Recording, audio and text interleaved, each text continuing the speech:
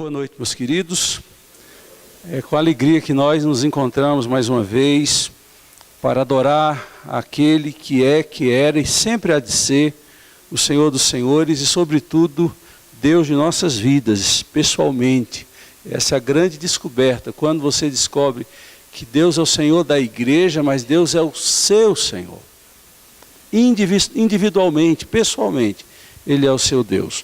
E o Salmo 23, certamente, é um salmo que ensina esta verdade de uma forma bem clara. Quando diz que Deus, o Senhor, é o nosso pastor. O texto vai ser projetado. Eu pediria, Davi, se puder projetar todo o texto, eu vou enfocar o versículo 4, mas se a gente puder colocar todo o texto, eu agradeceria. Há uma versão nova, essa versão é essa é atualizada, a NVI. Essa é até bom que deixe, por enquanto, o versículo 1 na revista atualizada diz: o Senhor é o meu pastor, nada me faltará. A NVI corrigiu um erro de tradução que havia aí. O Senhor é o meu pastor, de nada terei falta. Muda tudo. Em verdes pastos me faz repousar e me conduz às águas tranquilas. Restaura-me o vigor. Guia-me nas veredas da justiça por amor do seu nome. Versículo 4 em especial. Mesmo quando eu andar por um vale de trevas e morte, não temerei perigo algum, pois tu estás comigo, a tua vara e o teu cajado me protegem. Preparas-me um banquete para mim à vista dos meus inimigos. Tu me honras, ungindo a minha cabeça com óleo e fazendo transbordar o meu cálice. Sei que a bondade e a fidelidade me acompanharão todos os dias da minha vida e voltarei à casa do Senhor enquanto eu viver. Amém. Este é um dos salmos mais conhecidos de toda a Bíblia. As crianças são ensinadas pelos seus pais a afirmar que Deus é o pastor da vida delas. E, em especial na minha vida, é um salmo muito presente. Eu gosto de uma música que, quem sabe eu cantaria até o final, vai depender aqui da direção, que é baseada no Salmo 23. E, em especial, já há uns 3 meses eu tenho estudado este salmo com um grupo de irmãos que o Emanuel, nosso querido irmão, tem chamado, e uma vez por mês eu tenho estudado junto com essas pessoas o Salmo 23. E vou de alguma forma reproduzir o que eu falei ontem, no sábado, ampliando algumas coisas. É uma verdade que foi tão impactante na vida de um embaixador amigo do Emanuel, que eu fiquei muito sensibilizado pela descoberta que ele fez. E eu espero em Deus que você também tenha essa descoberta que quero apresentar para vocês, baseado aqui no Salmo 23. Por favor, Davi, apresente de novo o versículo 4. Eu quero que você guarde este versículo 4 que vai ser projetado. Mesmo quando eu andar por um vale de trevas e morte, não temerei perigo algum, pois tu estás comigo, a tua vara e o teu cajado me protegem. A RA, Revista Atualizada, quando afirmava que o Senhor é meu pastor, nada me faltará, trazia um problema. Que problema era este? O problema era o problema existencial, circunstancial, quando todos nós, sem exceção, passamos por momentos de grandes lutas, às vezes grandes perdas, às vezes grandes necessidades, e nós ficamos a questionar: mas Davi não disse que o Senhor é meu pastor e nada me faltaria? E ficamos a perguntar: e por que está faltando isso na minha vida? Por que eu estou passando por essa situação? A NVI traz o melhoramento da tradução, e esse melhoramento, sim, traz toda a compreensão do sentido do Salmo 23. O Senhor é meu pastor, de nada terei falta, mesmo quando algumas coisas me faltam. Quando Deus não me falta, quando algumas coisas me faltam, eu estou pleno. Porque eu sinto Ele comigo, ao meu lado, me dando forças para continuar, para romper, a despeito e apesar dos problemas, sejam eles na família, sejam eles no emprego, sejam eles de saúde, sejam eles emocionais, sejam quaisquer que sejam os problemas. Se o Senhor está comigo, eu de nada terei falta. E é esta verdade que Paulo ouve de Deus, do próprio Deus, em uma experiência de oração. Ele vem se queixando no segundo livro aos Coríntios, segunda carta aos Coríntios, de que havia um espinho na carne. Ninguém sabe muito bem o que é o espinho na carne. Eu tenho uma opinião, vários pastores têm outras opiniões. O fato é que havia um espinho na carne. E que ele ora, ele chega a confessar que por 3 vezes orou para que Deus tirasse dele o espinho na carne. E Deus o respondeu dizendo: a minha graça te basta. Eu não vou tirar o espinho na carne, mas eu vou te dar graça para suportar o espinho na sua carne. Há situações na vida da gente, queridos, que Deus não vai tirar no primeiro momento, pode tirar no segundo momento, mas no primeiro momento Ele deixa estar.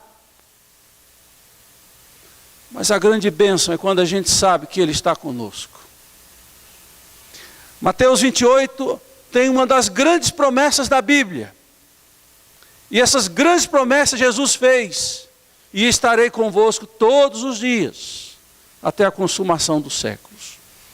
A certeza de que Deus estará do nosso lado nos dará condições de enfrentar os problemas que surgiram ou surgirão.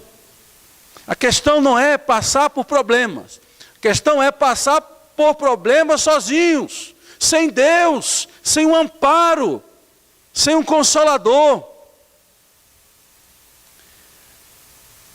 E o salmista vai dizer de forma categórica: ainda que eu ande, eu estou falando na NVI, que eu gosto muito desse ainda que. A NVI diz: mesmo quando eu andar.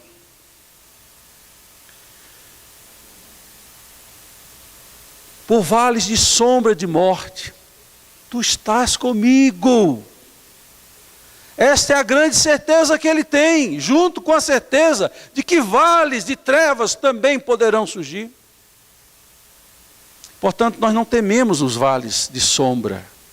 Nós tememos estar sozinhos, sem Deus, na empreitada, na caminhada. Aí sim nós deveríamos ter medo. Há uma coisa interessante que Davi afirma nesse versículo 4. Ele não está falando necessariamente de uma realidade presente, ele está falando de uma realidade hipotética. Mesmo que, ainda que, isso dá a ideia de que ele não está passando pela realidade de viver andando no vale de sombra de morte. Mas ele cogita a possibilidade do vale de sombra da morte aparecer na caminhada dele a qualquer momento. E aí tem algo que nós precisamos considerar. A gente precisa ter em nossas vidas espirituais plano A, plano B, plano C. Isso não é apenas uma estratégia comercial que o exército usa. Não, isso é uma prática bíblica. Eu tenho que me preparar antes que o problema chegue. Eu tenho que estar preparado para enfrentar a tempestade, a tormenta. O problema, queridos, é que nós só acordamos para Deus, para a vida espiritual, para a oração, quando a onda bate no nosso barco. No mar calmo, você esquece de orar, de se preparar, de se fortalecer, de ler a palavra, de crescer. Aí quando a onda vem, Meu Deus me ajuda, meu Deus me acuda, eu vou morrer.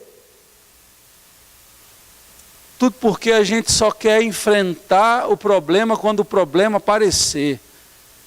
Eu acho que é interessante a abordagem não só de Davi no Salmo 23, mas no Salmo 46. Se você está bem pertinho aí, no Salmo 46, se você tem uma passada de folhas, mais uma vez, essa necessidade de estar preparado quando a tormenta aparecer, é apresentada no Salmo 46. Essa primeira afirmação do versículo 1, ela é conhecida e é maravilhosa, pois diz que Deus é o nosso refúgio e fortaleza, auxílio sempre presente na adversidade. Por isso, não temeremos. Veja, a fé promove atitude. Guarda isso. A fé promove atitude. Quando a gente não tem atitude, a gente não tem fé. Qual a atitude? Portanto, não temerei. Portanto, não temeremos. Isso é atitude de fé. É dizer, pelo fato de estar andando com Deus, estar em comunhão com Ele, venha o que vier, eu não vou temer. Aí ele vai criando um quadro de possibilidades. Ainda que a terra trema e os montes afundem no coração do mar, ainda que estrondem as suas águas turbulentas e os montes sejam sacudidos na sua fúria, ainda assim não temerei. Ainda assim não temerei. Ele visualiza possíveis acontecimentos que possam bater na porta dele e na nossa porta. Mas porque ele tem uma convicção de fé, ele tem uma atitude de fé. E note, ainda que pensando em cenários futuros. Se não bastasse ler esse texto, nós somos também remetidos para Abacuque. Abacuque também vem nos apresentar claramente esse princípio de que quem anda com fé, anda preparado para enfrentar o que está acontecendo e o que poderá acontecer. Então nós gostamos de cantar acompanhando os cantores gospels, essas músicas, mas aqui diz, mesmo não, versículo 17, mesmo não florescendo a figueira, e não havendo uvas na videira, mesmo faltando a safra de azeitona, não havendo produção de alimento nas lavouras, nem ovelhas no curral, nem bois nos estábulos, ainda assim eu exultarei no Senhor e me alegrarei no Deus da minha salvação. Isto aqui é viver pela fé. É isso aqui que Deus quer e propõe para nós. Não é desesperar e abandonar o barco quando o problema surge, quando o vale de sombra e de morte se torna uma realidade na nossa existência. Aquela pergunta que ele fez aos discípulos, faz a mim e a você quando passamos por vale de sombra de morte. Onde está a vossa fé? Onde? Onde é que foi parar? Onde é que foi parar a fé? Nós vimos aqui 3 exemplos de pessoas que pensavam em possibilidades. Não é pensamento negativo, não. Tem muito crente dizendo assim, a gente tem que ter pensamento positivo. Você é crente? Você é crente, não é? Então você não tem negócio de pensamento positivo, negativo. Você nem signo tem, eu falava com alguém essa semana. O que eu amo muito. Está aprendendo. Eu sou capricorniana, você é de Cristo, minha filha. Você não tem mais isso, não. Se fosse assim, eu era de touro a vida inteira. Eu adorava dar chifre, mas eu nem era. Ainda que. Note que não é o problema em si, é a nossa postura. Quando os problemas surgem. É a nossa postura. portanto não temeremos. Tu estás comigo. Isso aqui é só para esses homens da Bíblia, mulheres da Bíblia. Não, isso é para nós. Está escrito em Romanos, tudo que foi escrito para o vosso ensino foi escrito. Tudo que foi escrito. Mas eu fiquei a pensar, queridos, qual a razão? Por que é que Deus permite os vales de sombra de morte na nossa vida? E eu pensei em 4 motivos, existem mais, mas eu quero destacar apenas 4. A primeira razão é para nos fazer voltar. Para nos fazer voltar para Ele. Deus quer tanto a gente junto dEle, que de vez em quando, Ele manda um grande peixe te buscar de volta. E eu vou dizer uma coisa para vocês, e aqui é uma hipótese, não tem nenhuma garantia bíblica que eu esteja certo. Mas aquele filho pródigo que saiu de casa, pensando que ia aproveitar a vida, que ia ser feliz, e que escolheu o pior caminho a andar, só voltou porque apareceu na vida dele um vale de sombra e de morte. Deus às vezes permite que situações aconteçam, ou nós colhemos o que plantamos, para que voltemos para o Senhor. Eu, algum tempo atrás, falava muito aquele dito evangélico, muito popular, que quando você não vem para Deus pelo amor, você vem pela dor. E eu sempre ficava assim, mas está alguma coisa faltando aí. E eu lá pensando, eu disse, não está errado esse negócio. Você sempre vem pelo amor. Porque a Bíblia diz que Deus disciplina quem ama. Até quando Deus disciplina, é pela via do amor. É pela via do amor. Então, ou você vem pelo amor, ou pelo amor. Só que o amor tem linguagens. Tem beijo e abraço. E às vezes tem uma cajadada bem dada. Mas sabe o que é que Deus quer? Você de volta. Depois, se você chegar em casa, você vai ler Deuteronômio capítulo 8. Não vai ser aqui. Chegar em casa. Você já viu os irmãos abrindo? Não abram. Em casa. O amor de Deus é tão profundo por nós, que Ele sempre quer que estejamos junto dEle. E até quando Ele permite que situações adversas venham. Um câncer surge do nada, né, doutor? E a gente descobre Deus num momento desse. A empresa quebra. E você descobre que agora você está sem emprego e agora tem que virar funcionário. Ô, vale. Aí você volta para o Senhor. Abraão sai envergonhado do Egito, expulso do Egito por Faraó. E ele volta para Betel, onde ele havia erigido pela última vez um altar para Deus. Deus permite vales de sombra da morte em nossas vidas para nos fazer crescer, para nos aperfeiçoar. Mas também diria que essa linguagem precisa ser reescrita, porque a segunda razão é que Deus quer tratar conosco. E ao tratar conosco, Deus não encontra nada que nos desabone. Normalmente nós pensamos com a lógica de causa e efeito. E a lógica do causa e efeito espiritual é, se eu estou passando por um momento de dificuldade é porque eu pequei. Eu errei. Por isso que adveio tal mal. Sim, em alguns casos isso é uma verdade. Mas não pode se generalizar e criar isso uma verdade absoluta. Há pessoas justas e boas sofrem.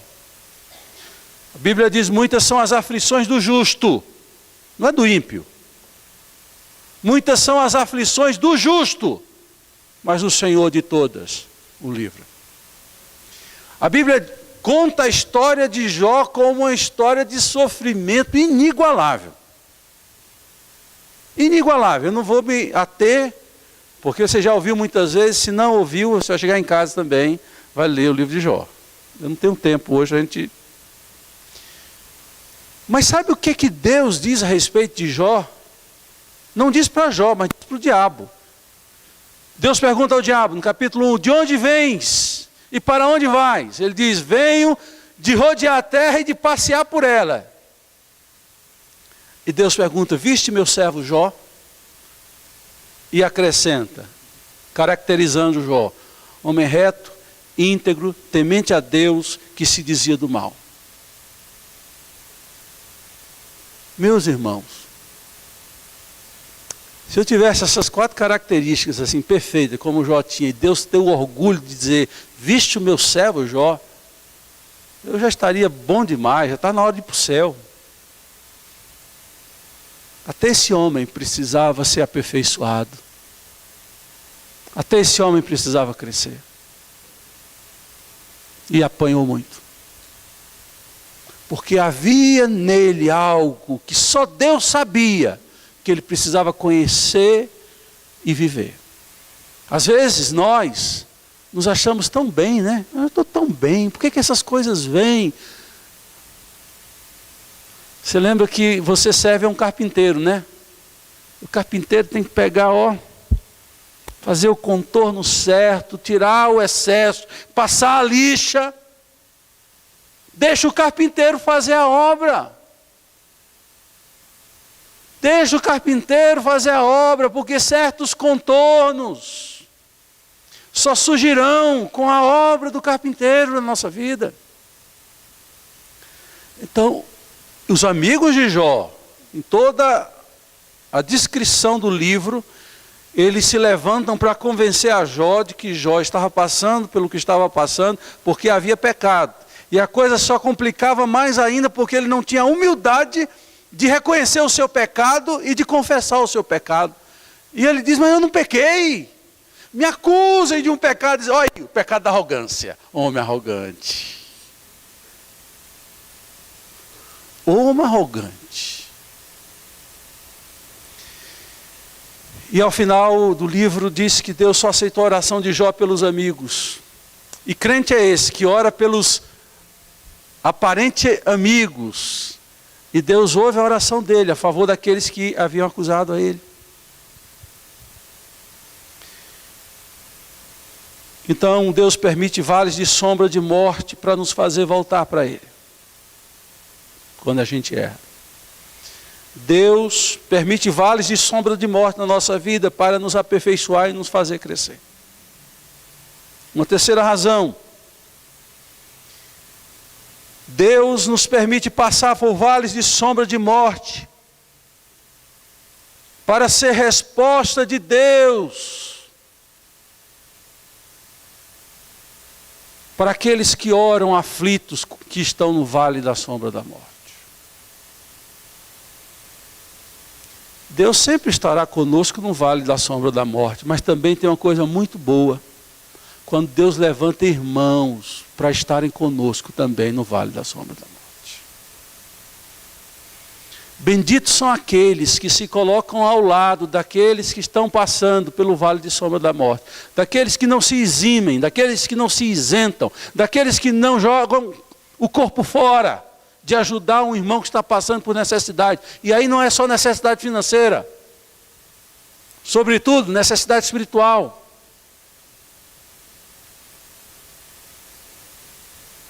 Eu vejo, queridos, que muitas vezes Deus levanta na vida da gente pessoas especiais para nos ajudar no vale. E me vem à mente clara a história de José do Egito. Um adolescente jogado numa cisterna, com a sua vida, com um futuro incerto, Os irmãos estavam conversando com a possibilidade de matá-lo, livrar-se do corpo, e ele dentro daquela cisterna vazia, e diz a Bíblia que, do nada, surge uma caravana de ismaelita indo para o Egito, e um dos irmãos dizem: não matemos o menino, vendamos como escravo. Coincidência? Jesuscidências. São ações de Deus num cenário que a gente não sabe como aquilo aconteceu, mas aquela caravana de ismaelita foram pessoas mandadas por Deus para tirar José do buraco e levar para o Egito. Deus está comigo entre aqueles que me ajudam. Você já leu isso nos Salmos? Deus está comigo entre aqueles que me ajudam. Alguém que vê o nosso semblante caído e diz assim: queria orar por você. Aqui meu telefone, precisando, estou aqui. Que ligam, que se importam. Não há coisa mais sensacional do que no vale da sombra da morte ter alguém para segurar na nossa mão. Aí você está dizendo: eu preciso de alguém, eu preciso. Mas eu quero perguntar para você: quantas vezes você se levantou para ser esse alguém na vida dos outros? Muitas vezes não, sempre nós somos egoístas.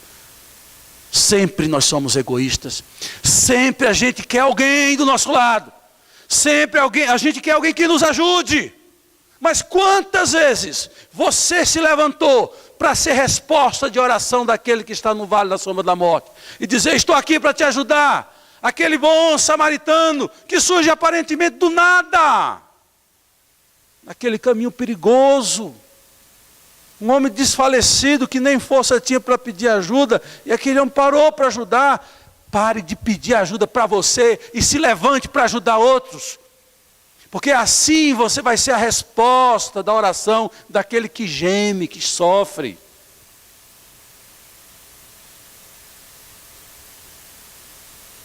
Às vezes o vale não é nosso, mas nós somos convidados para visitar o vale.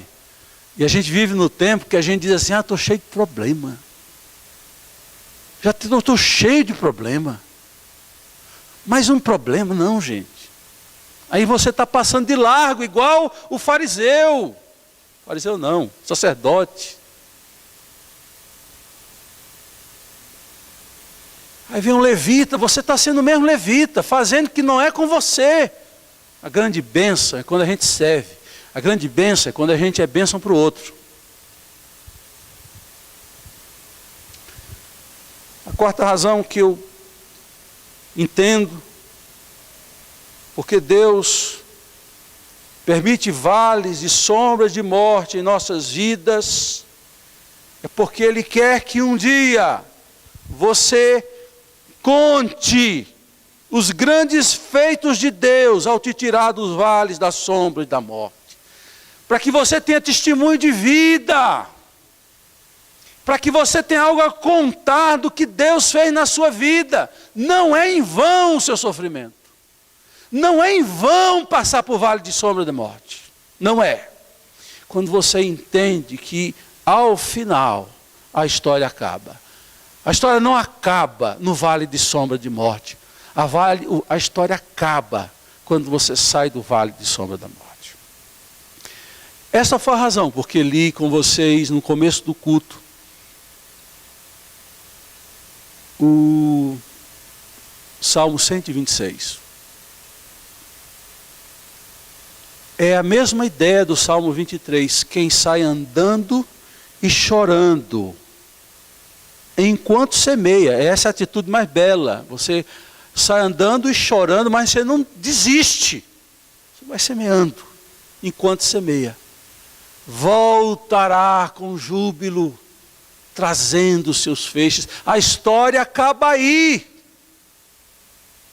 Quando você volta trazendo os seus feixes, e não quando você passa apenas no vale de sombra de morte. Ao invés de ficar dizendo: eu vou morrer. Levante-se, semeie com fé e procure qual a saída mais próxima desse vale. Segura na mão de Deus e vá. Se apoie naqueles que se colocam como ombro amigo. E prossiga. Porque no final você vai contar uma história.